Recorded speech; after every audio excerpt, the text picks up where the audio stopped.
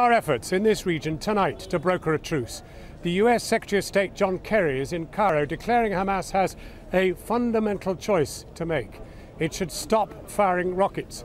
The UN Chief Ban Ki-moon has been in Tel Aviv meeting the Israeli Prime Minister Benjamin Netanyahu. Stop fighting, he declares. Start talking. But here on the ground, neither side shows any sign of backing down, as our international editor Lindsey Hilsum now reports.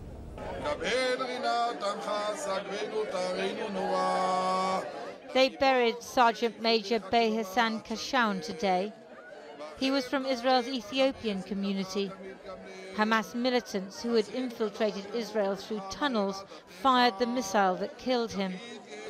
Emotions are running high, and the Israeli Prime Minister was not calming passions today. What we're seeing here with Hamas is another instance of Islamist extremism, violent extremism, that has no resolvable grievance. Hamas is like ISIS. Hamas is like Al-Qaeda. The UN Secretary-General disagreed. It's a fight between two peoples over a small piece of land. There are resolvable grievances. My message to Israelis and Palestinians is the same. Stop fighting, start talking, and take on the root causes of the conflict so we are not back to the same situation in another 6 months or a year.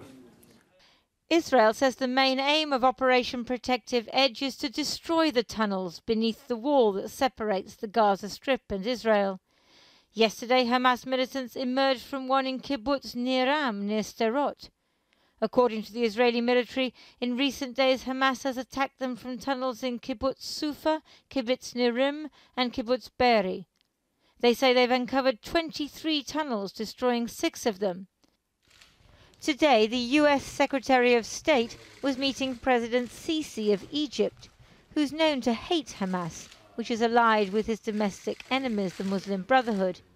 He has a peace plan, but it's not clear that it takes into account Hamas's demands. Across the world, people have been demonstrating against Israel. Today they marched in Berlin. Hamas says it won't stop firing rockets until Israel releases Palestinian prisoners and ends the siege that stops basic goods from getting to civilians in Gaza. Unless there is a serious negotiation, the fighting will just go on.